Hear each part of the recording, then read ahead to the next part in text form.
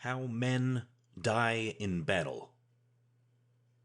Almost every death on the battlefield is different, and the manner of the death depends on the wound and on the man, whether he is cowardly or brave, whether his vitality is large or small, whether he is a man of active imagination or is dull of intellect, whether he is of nervous or lymphatic temperament. I instance deaths and wounds that I saw in Grant's last campaign. On the second day of the Battle of the Wilderness, where I fought as an infantry soldier, I saw more men killed and wounded than I did before or after in the same time. I knew but few of the men in the regiment in whose ranks I stood, but I learned the Christian names of some of them. The man who stood next to me on my right was called Will. He was cool, brave, and intelligent. In the morning, when the Second Corps was advancing and driving Hill's soldiers slowly back, I was flurried.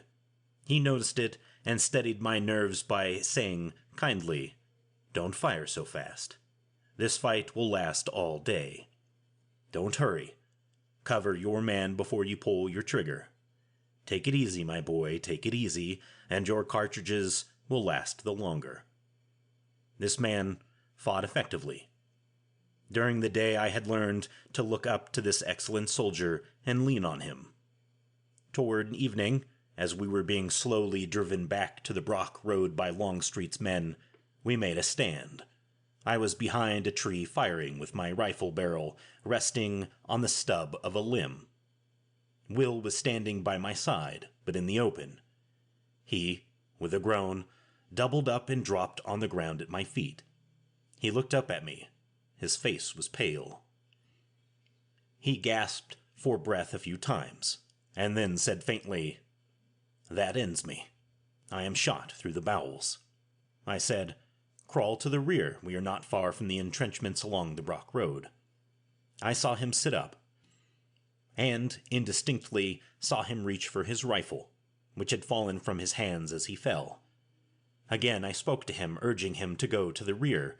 He looked at me and said impatiently, "I tell you that I am as good as dead. There is no use in fooling with me. I shall stay here." Then he pitched forward dead, shot again and through the head. We fell back before Longstreet's soldiers and left Will lying in a windrow of dead men. When we got into the Brock Road entrenchments, a man a few files to my left dropped dead, shot just above the right eye. He did not groan or sigh or make the slightest physical movement, except that his chest heaved a few times. The life went out of his face instantly, leaving it without a particle of expression. It was plastic, and as the facial muscles contracted, it took many shapes. When this man's body became cold and his face hardened, it was horribly distorted, as though he had suffered intensely. Any person who had not seen him killed would have said that he had endured supreme agony before death released him. A few minutes after he fell, another man, a little farther to the left, fell with apparently a precisely similar wound. He was straightened out and lived for over an hour. He did not speak, simply lay on his back, and his broad chest rose and fell, slowly at first, and then faster and faster, and more feebly until he was dead. And his face hardened, and it was almost terrifying in its painful distortion. I have seen dead soldiers' faces which were wreathed in smiles, and heard their comrades say that they had died happy.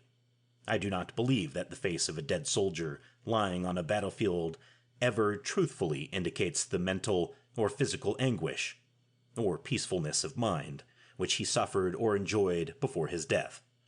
The face is plastic after death, and as the facial muscles cool and contract, they draw the face into many shapes. Sometimes the dead smile. Again they stare with glassy eyes and lolling tongues and dreadfully distorted visages at you. It goes for nothing. One death was as painless as the other. After Longstreet's soldiers had driven the Second Corps into their entrenchments along the Brock Road, a battle-exhausted infantryman stood behind a large oak tree. His back rested against it. He was very tired and held his rifle loosely in his hand. The Confederates were directly in our front. This soldier was apparently in perfect safety. A solid shot from a Confederate gun struck the oak tree squarely about 4 feet from the ground, but it did not have sufficient force to tear through the tough wood. The soldier fell dead. There was not a scratch on him. He was killed by the concussion. While we were fighting savagely over these entrenchments, the woods in our front caught fire, and I saw many of our wounded burned to death. Must they not have suffered horribly? I am not at all sure of that. The smoke rolled heavily and slowly before the fire. It enveloped the wounded, and I think by far the larger portion of the men who were roasted were suffocated before the flames curled around them. The spectacle was courage-sapping and pitiful, and it appealed strongly to the imagination of the spectators. But I do not believe that the wounded soldiers who were being burned suffered greatly, if they suffered at all. Wounded soldiers, it mattered not how slight the wounds, generally hastened away from the battle lines. A wound entitled a man to go to the rear and to a hospital. Of course, there were many exceptions to this rule, as there would necessarily be in battles where from 20,000 to 30,000 men were wounded. I frequently saw slightly wounded men who were marching with their colors. I personally saw 2 men wounded who continued to fight. During the first day's fighting in the wilderness, I saw a youth of about 20 years skip and yell, stung by a bullet through the thigh. He turned to limp to the rear. After he had gone a few steps, he stooped. Then he kicked out his leg once or twice to see if it would work. Then he tore the clothing away from his leg so as to see the wound. He looked at it attentively for an instant, then kicked out his leg again, then turned and took his place in the ranks and resumed firing. There was considerable disorder in the line, and the soldiers moved to and fro. Now a few feet to the right, and now a few feet to the left. One of these movements brought me directly behind this wounded soldier. I could see plainly from that position, and I pushed into the gaping line and began firing. In a minute or two, the wounded soldier dropped his rifle and, clasping his left arm, exclaimed, "I am hit again." He sat down behind the battle ranks and tore off the sleeve of his shirt. The wound was very slight, not much more than skin deep. He tied his handkerchief around it, picked up his rifle, and took position alongside of me.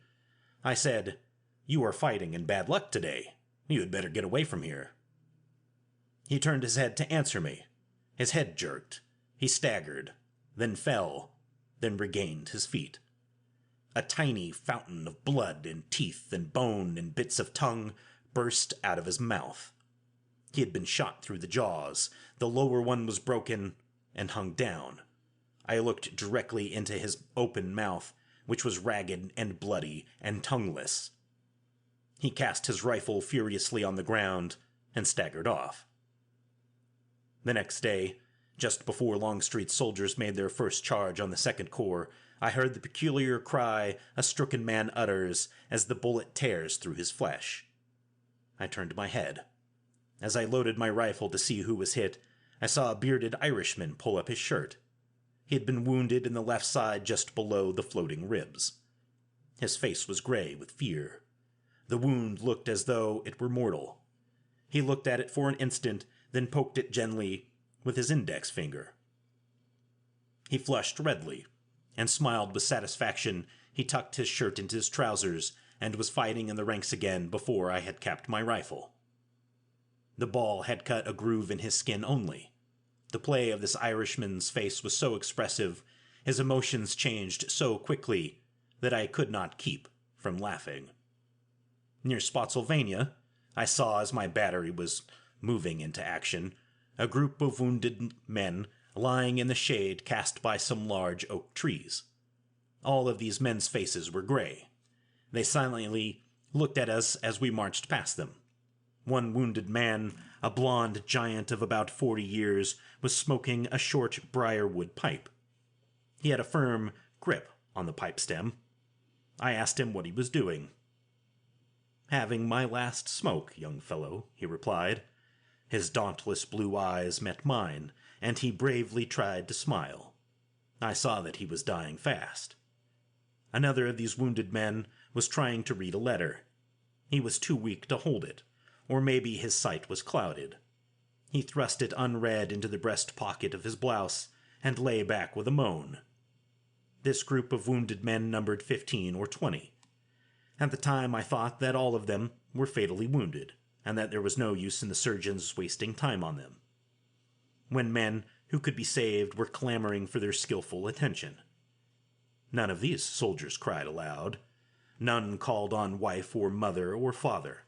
They lay on the ground pale-faced, and with set jaws waiting for their end.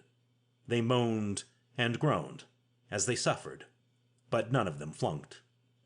When my battery returned from the front 5 or 6 hours afterwards, almost all of these men were dead.